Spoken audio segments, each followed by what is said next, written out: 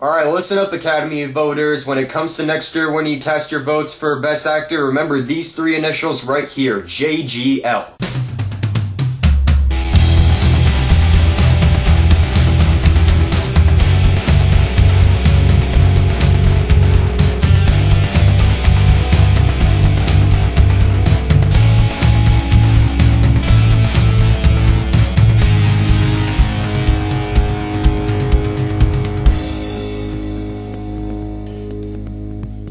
50/50 stars Joseph Gordon-Levitt as 27-year-old Adam Lerner, a guy who lives a very simple lifestyle by working at a Seattle radio station with his best friend Kyle, played by Seth Rogen. He has a very healthy diet, he doesn't smoke, he doesn't drink, and he recycles too, but his life ends up shattering in front of him when he gets diagnosed with a form of spinal cord cancer. And that's when the movie kicks off into a very honest, insightful, and comic, and very heartfelt depiction of how people deal with cancer, instead of dealing it with in the very depressing way that we see in most movies. Now I'm gonna go straight off the back and say that I loved 50/50. It is easily in my top 3 best movies of the year, right along with the likes of Drive and Midnight in Paris. The performances are nothing short of spectacular from the whole cast, but Joseph Gordon-Levitt is by far the best in this movie. Gordon-Levitt just embraces the true reality and very honest portrayal of this very human character that a lot of us can relate to because he's an everyman like all of us, and he combines his usual charm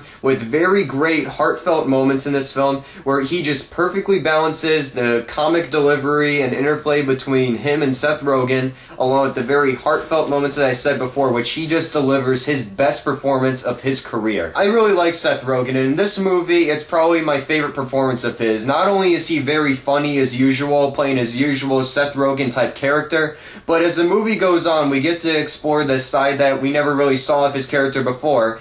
Kendrick plays Joseph Gordon-Levitt's character's young psychiatrist in this film who's fresh out of college, and her very naive and cute personality perfectly mixes together with her quirky line delivery from Up in the Air, where it's another great performance for her as well. And Anjelica Huston also turns up in this movie as Joseph Gordon-Levitt's character's very worrisome mom, and she has some very great comedy scenes. I mean, her comic delivery is perfect because of how worrisome and overprotective her character is. The combination of Will Eisner's very clever yet very realistic and honest script, along with Jonathan Levine's amazing direction, also propelled this movie in being one of the best of the year too. The movie was actually loosely based off an incident that happened in Will Eisner's life, and his dialogue is very clever, witty, has you laughing a lot, but then when it reaches towards those dramatic scenes, they're very well written too. And Jonathan Levine manages to direct this movie great, as he gives the movie a very honest and real style by not only bringing us such very realistic and true to the